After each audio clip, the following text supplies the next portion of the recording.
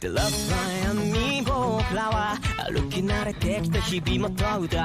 everyone, I'm going to react to Fire Force episode 19 into the Nether. And yeah, last episode, what happened? Benny trained Shinra and Arthur because they said that they need they need combat experience, you know. So yeah, he trained them, and then he showed these hand signs to Shinra, and now Shinra is able to focus his firepower into his feet, like so that he can shoot him, like increase his speed and all that. So yeah, and then they told him to come up with a name for his final move, and he's like, kick him and kick. That did not go well with Benny.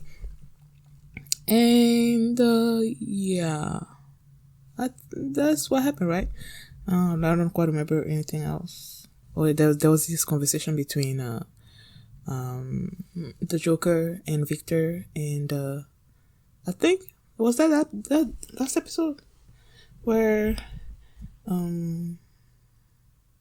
I think the Joker mentioned the fact that shows is so strong is because he has a link with the evangelist or something. I don't know. We'll see. Let's check out this episode. And here we go. Are we inside Amaterasu?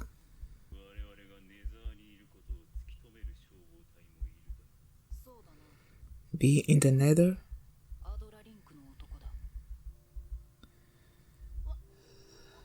Oh.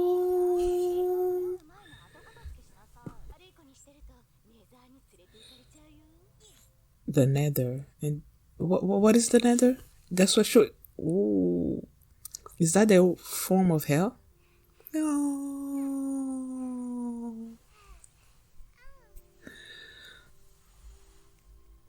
They need to change show back to being his normal self, man. Like, no.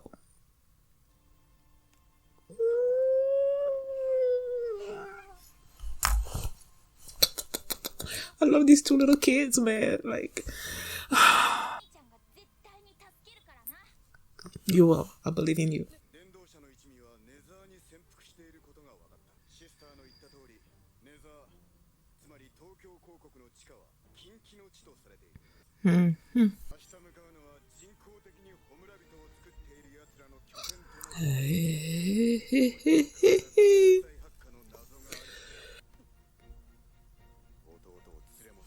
Yes.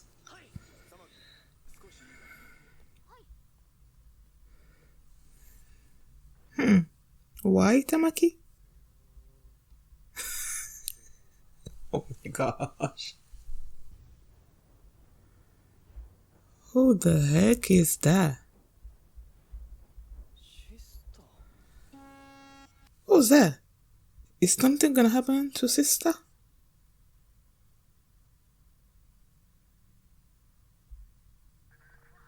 What the frick? Trying to save yourself like you always do. Mayday!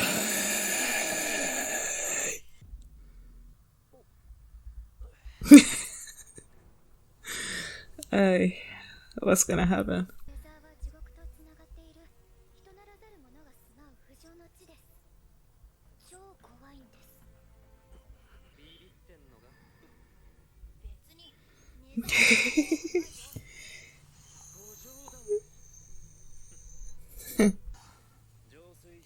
Oh.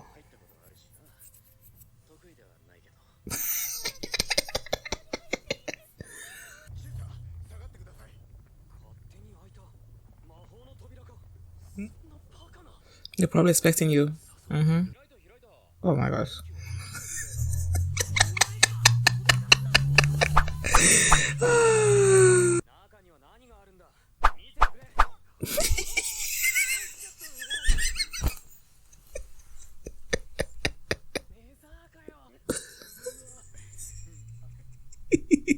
Oh, he's also afraid. I feel like except for Hinawa and maybe Victor, everybody else is afraid. Oh, mira, pissy, pissy.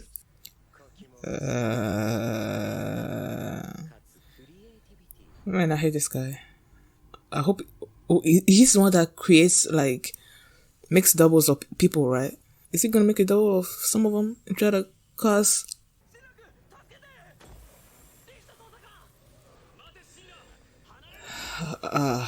They're separating them.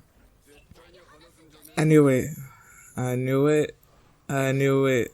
No, they're separating you. They're separating you.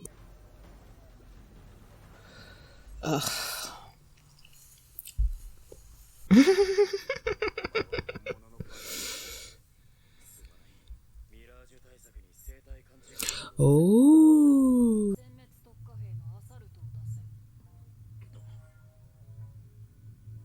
Who the heck is Assault the Slaughterer? Are we ever gonna see whoever this evangelist person is?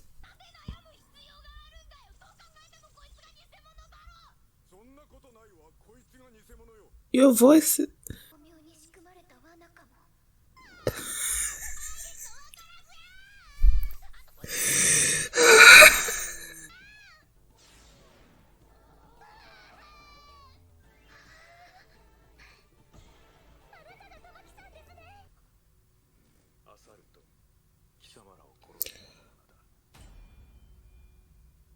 Where are you, Shinra?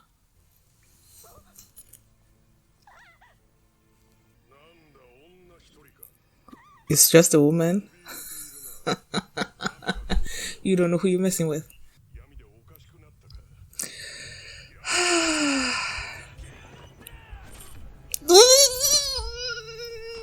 Messed them up. Ooh, she's using the gauntlets. Psst. Mira! She's a combat pro too. What do you think? She was in the army, man. Ooh.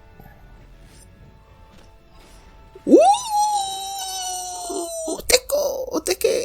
What's it called?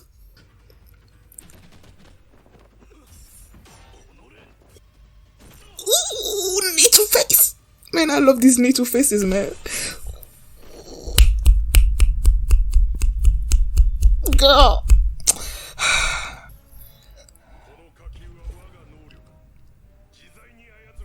Okay, that doesn't make you any special.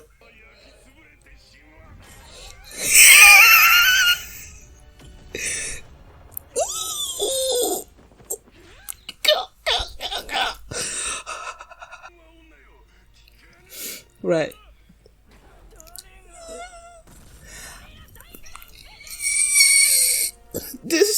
He didn't call him a girl. He didn't call her that, right? Maybe he did, but the translation, I don't know. He beat her. She beat him. What the frick? I'm afraid of this dude.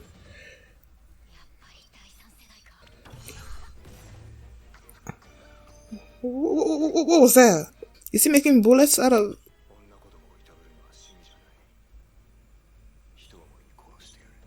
I was about to say that did what Obi and her talk about is gonna come into effect.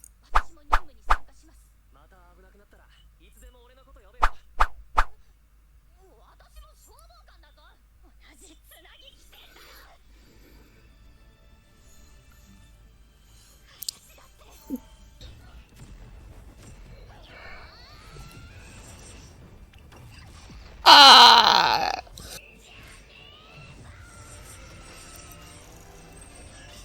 He deflected it. Oh, avoided it. Oh, what? Yeah, something.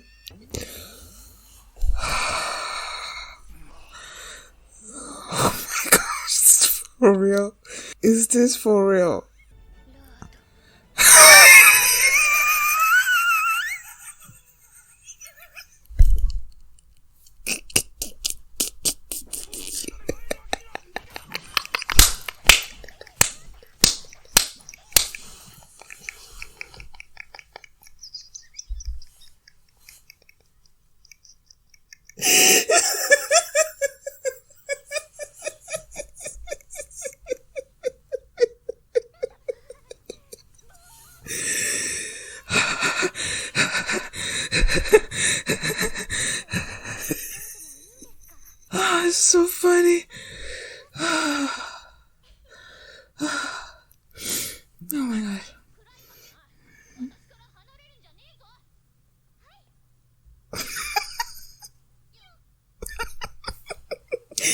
That's it.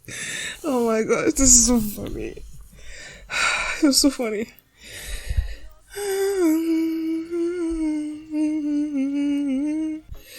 Oh my gosh. I love this. Love this so much. Oh, hungry.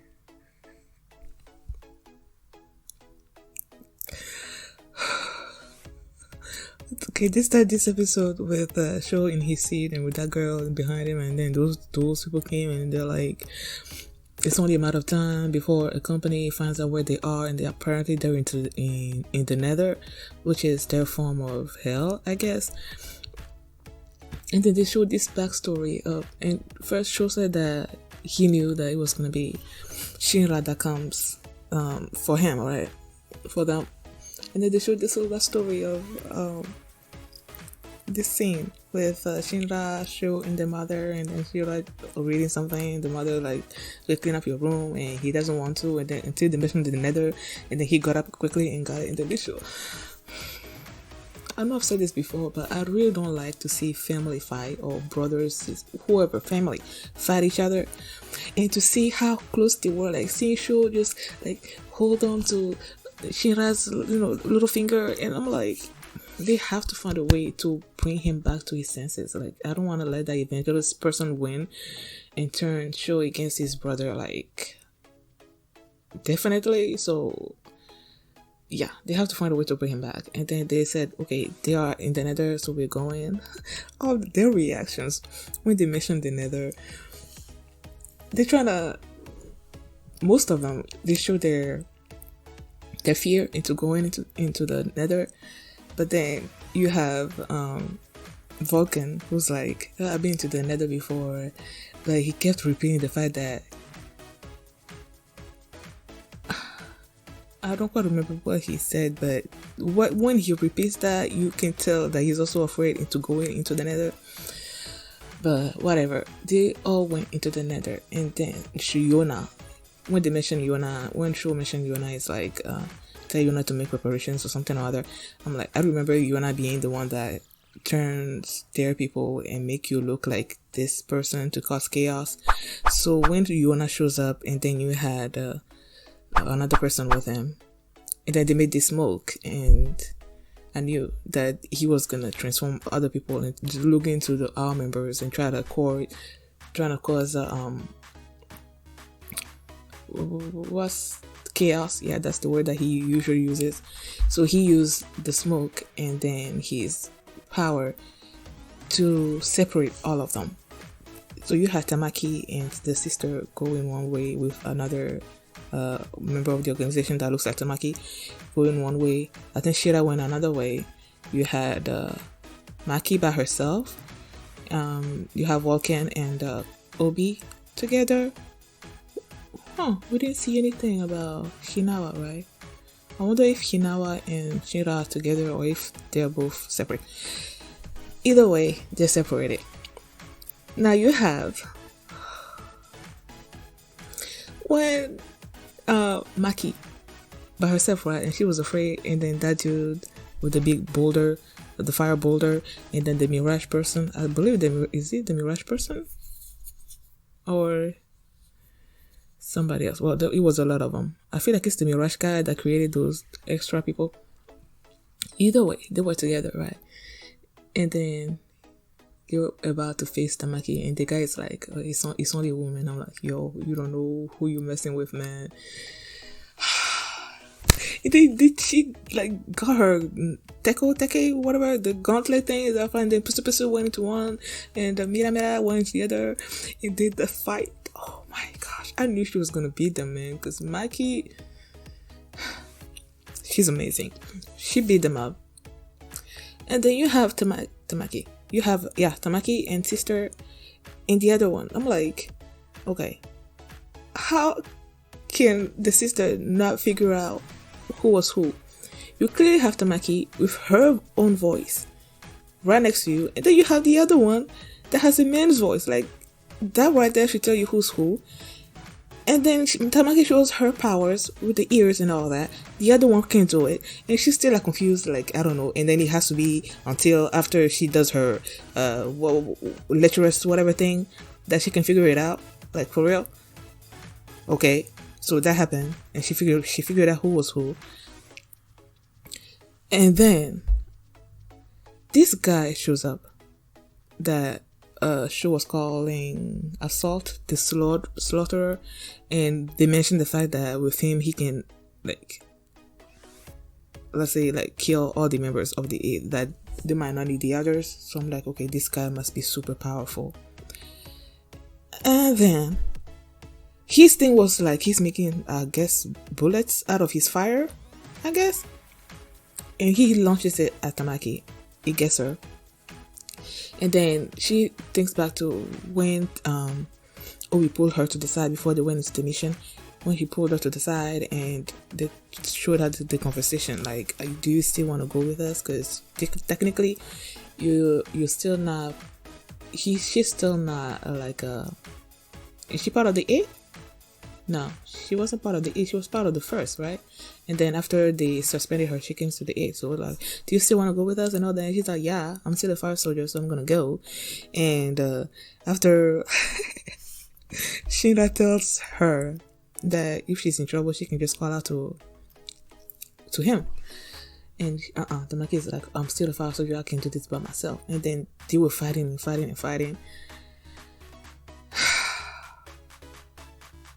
And I cannot believe that it's her lecherous whatever that comes into play that sort of disarmed the other guy. And I love when sister came out from behind him and just knocked him on the head. That was so funny. Like, I don't like the lecherous thing. Like, that's not my thing. I don't like it. But that's what, like, that's what did the trick with the other guy. And then you had sisters come out of the behind and knock him on the head, and then like the way they were, both of them knocking him down. I'm like, yo, this is the guy that's supposed to be destroying everybody, and these two like took him down. Like, I found that so funny. Loved it. But then I wonder what that Adula Link thing that Shinra had while he was lying down in connection with Aris. I wonder what that means. That's why when at first I was like, okay, usually when he has that kind of link thing, it's because the person he has the link with is gonna be in danger. So when the assault person came, I'm like, okay, and he's supposed to be this strong person.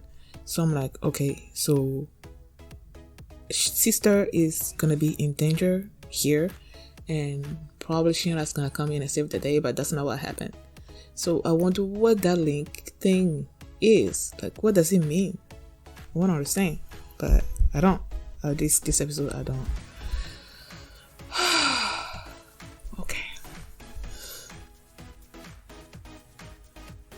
Vulcan apparently created these like goggles that can tell if you're here or not. What did he create it to fight against? I think that's what it is, right? To fight against the Mirage person. Yeah, he had that goggle thing on him, so that's good. We don't know where Victor is either. We'll see. Love this episode. Was so funny. Like, so many funny stuff in this episode. I loved it. Thank you guys for watching, and if you like this reaction, please give it a thumbs up and subscribe, and I will see you back on Saturday for my reaction to Fire Force episode 20. And if you want to see that reaction right now, you can do so by checking out my Patreon.